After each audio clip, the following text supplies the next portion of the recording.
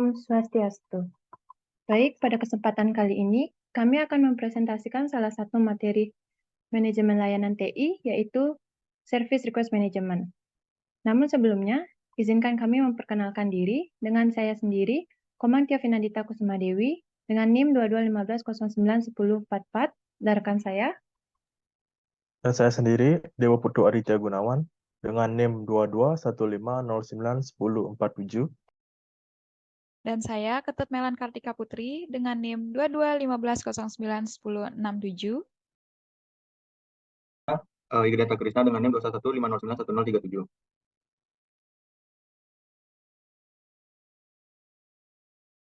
Baik, pada materi ini ada beberapa topik yang akan dibahas, yaitu yang pertama mengenai pemahaman Service Request Management yang terdiri dari definisi, fungsi, dan tujuan.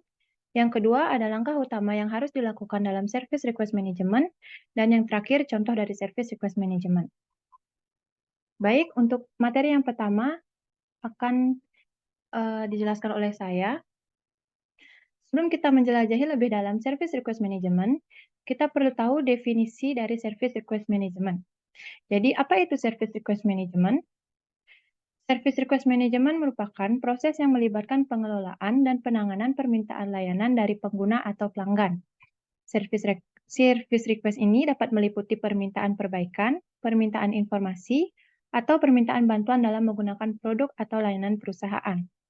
Konsep dasar dari Service Request Management adalah memastikan bahwa setiap permintaan layanan dikelola dan ditindaklanjuti dengan baik sesuai dengan kebutuhan dan prioritasnya. Service Request Management sangat penting bagi tim layanan yang menerima permintaan dalam jumlah besar, seperti tim IT, SDM, dan tempat kerja, untuk menangani permintaan tersebut dan memastikan tidak ada yang terlewatkan. Lalu, apa fungsi dari layanan ini? Layanan ini memiliki beberapa fungsi utama, di antaranya yaitu pengelolaan, yaitu mengelola semua permintaan layanan yang masuk dari pengguna atau pelanggan.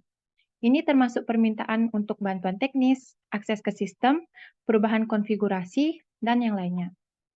Yang kedua ada pengelompokan, yaitu membantu dalam mengklasifikasikan dan memberikan prioritas pada permintaan layanan sesuai dengan tingkat kepentingannya.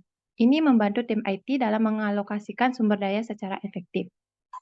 Yang ketiga ada pelacakan. Layanan ini memungkinkan pelacakan status permintaan layanan dari awal hingga akhir. Pengguna dan tim IT dapat melihat di mana permintaan berada dalam proses pemenuhan. Yang keempat, ada kontrol, yaitu layanan ini dapat digunakan untuk mengakses pengguna ke sistem dan aplikasi termasuk pembuatan, perubahan, atau penghapusan hak akses. Dan yang terakhir ada pelaporan. Layanan ini menyediakan data untuk informasi yang diperlukan untuk pelaporan dan analisis kinerja tim IT dalam memenuhi permintaan layanan. Ini membantu dalam meningkatkan efisiensi dalam produktivitas. Baik, beberapa fungsi utama dari Service Request Management tadi, untuk tujuan akan dijelaskan lebih lanjut oleh rekan saya. Untuk Adit, saya persilakan. Baik, terima kasih atas waktu yang telah diberikan. Di sini saya akan memaparkan materi mengenai tujuan Service Request Management. Yang pertama itu adalah meningkatkan kepuasan pengguna. Dengan mengelola permintaan layanan dengan baik, Service Request Management bertujuan untuk meningkatkan kepuasan pengguna atau pelanggan dengan memberikan layanan yang lebih cepat dan efisien. Yang kedua adalah meningkatkan efisiensi operasional. Service Request Management membantu dalam meningkatkan efisiensi operasional dengan mengotomatisasi sebagian besar proses permintaan layanannya. Hal ini mengurangi beban kerja manual dan kesalahan manusia. Yang ketiga adalah kontrol keamanan dan kepatuhan. Service Request Management membantu dalam memastikan bahwa akses ke sistem dan aplikasi dikendalikan dengan ketat sesuai dengan kebijakan keamanan dan regulasi yang berlaku. Dan selanjutnya adalah sumber daya. Pengelolaan sumber daya dengan Service Request Management membantu dalam mengelola sumber daya IT yang terbatas dengan lebih baik, dengan memberikan prioritas kepada permintaan yang paling penting dan mendesain solusi yang lebih efisien. Dan selanjutnya adalah peningkatan produktivitas. Dengan mengotomatisasi proses Service Request Management, tim IT dapat fokus pada tugas-tugas yang lebih strategis daripada tugas-tugas administratif rutin. Yang selanjutnya adalah transparansi. meningkatkan transparansi dengan pelacakan dan pelaporan yang baik. Service Request Management meningkatkan transparansi dalam proses pemenuhan permintaan layanan sehingga semua pihak dapat melihat status dan progres permintaan. Baik, sekian dari materi tujuan. Untuk materi selanjutnya ada langkah utama.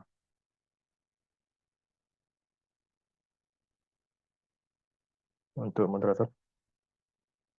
Baik, langkah utama dalam Service Request Management adalah proses yang diperlukan untuk menangani permintaan layanan dari pengguna. Langkah-langkah ini penting untuk memastikan bahwa permintaan layanan ditangani secara efisien dan efektif, dan bahwa pengguna puas dengan kualitas layanan yang mereka terima. Dan untuk apa saja langkah-langkah yang ada di langkah utama pada Service Request Management akan dibawakan oleh rekan saya sendiri, yaitu Melan. Baik, di sini saya akan menjelaskan langkah utama. Yang pertama yaitu ada penyerahan. Nah, ketika seseorang karyawan menghubungi Anda untuk menyampaikan kebutuhan layanan, di sanalah prosedur manajemen permintaan layanan dimulai. Fase ini dapat dilakukan dengan beberapa media. Perangkat lunak permintaan layanan membantu percepatan dan pencatatan proses pengajuan. Perusahaan terkenal dan lebih mapan menggunakan meja layanan, portal pelanggan, dan staf, atau aplikasi yang didukung seluler. Namun, bisnis lain mengumpulkan pengajuan permintaan melalui surat, telepon, atau bahkan situs jejaring sosial. Yang kedua, ada penilaian. Untuk menanggapi permintaan dengan tepat, penerima harus memahami terlebih dahulu. Tim atau divisi terkait mengevaluasi permintaan pada tahap ini, mengevaluasi seberapa mendesaknya, aset atau sumber daya apa saja yang diperlukan untuk penyelesaian, dan apakah memerlukan otorisasi, pengawasan, atau validasi dari IT, HR, atau kantor bisnis yang diperlukan. Diperlukan beberapa orang atau divisi untuk berpartisipasi dalam penilaian. Nah, yang ketiga ada pemenuhan. Departemen kemudian melanjutkan ke pemenuhan permintaan layanan ATAL setelah permintaan tersebut diperiksa dengan benar. Departemen mengalokasi tugas, mengumpulkan informasi kontak penting, dan menetapkan kerangka waktu yang diantisipasi berdasarkan informasi dan rencana dari tahap evaluasi. Yang keempat, ada penyelesaian. Setelah permintaan diselesaikan dengan memuaskan, tiket permintaan ditutup dari diarsipkan. Selain itu, bisnis menggunakan peristiwa ini untuk mengevaluasi dan menilai pencapaian individu, tim, dan departemen yang terlibat dalam menyelesaikan permintaan layanan tersebut. Dan yang terakhir ada tindak lanjut. Nah, apa yang mendefinisikan pemenuhan di pihak penyedia layanan tidak berarti bahwa kepuasan tersebut merupakan pengalaman yang memuaskan di pihak pengguna layanan. Untuk menyelaraskan kedua tujuan ini, banyak perusahaan memilih untuk memanggil dan mengumpulkan masukan dari karyawan setelah masa kerja yang ditutup. Hal ini tentu penting untuk memverifikasi bahwa permintaan telah ditangani dan menunjukkan cara kewajiban terhadap pencapaian karyawan. Itu adalah langkah utama dari Service Request Management. Selanjutnya akan dilanjutkan oleh rekan saya.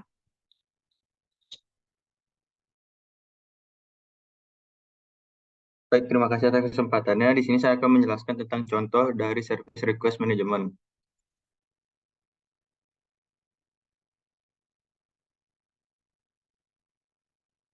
Tergantung pada layanan yang diberikan oleh pemasok, permintaan layanan dapat memiliki berbagai bentuk. Berikut ini adalah beberapa contoh permintaan layanan ITIL yang umum. Yang pertama itu ada permintaan cuti. Alur proses manajemen permintaan layanan ITIL memungkinkan untuk menilai permintaan waktu istirahat. Karyawan yang berniat pergi berlibur atau merencanakan cuti dari pekerjaan dapat mengajukan permintaan layanan ke Departemen Sumber Daya Manusia. Hal ini memungkinkan bisnis untuk menyimpan catatan waktu kerja secara akurat dan mencakup setiap shift atau inisiatif yang memerlukan bantuan tambahan ketika karyawan tidak ada. Yang kedua itu ada otorisasi pesanan pembelian. Perusahaan yang bergantung pada kontraktor pihak ketiga untuk produk atau layanan harus memperoleh dan mengesahkan daftar permintaan pembelian. Permintaan layanan, pesanan pembelian diajukan oleh departemen atau karyawan dan disalurkan melalui keuangan untuk membantu dalam pelacakan dan akuntansi keuangan penting dan pengeluaran bisnis. Yang ketiga itu ada riset password. Permintaan pengaturan ulang kata sandi atau password adalah salah satu permintaan layanan paling populer bagi pelanggan dan pekerja. Departemen TI menangani permintaan pengaturan ulang kata sandi. Dan yang terakhir itu ada pembuatan konten. Jika suatu divisi memerlukan konten seperti untuk periklanan, pemasaran, atau dokumen internal, divisi tersebut dapat mengajukan permintaan layanan untuk memenuhi persyaratan tersebut. Permintaan layanan dapat dilakukan kepada pembuat konten, baik internal maupun eksternal. Sekian presentasi dari saya kembalikan ke Tia.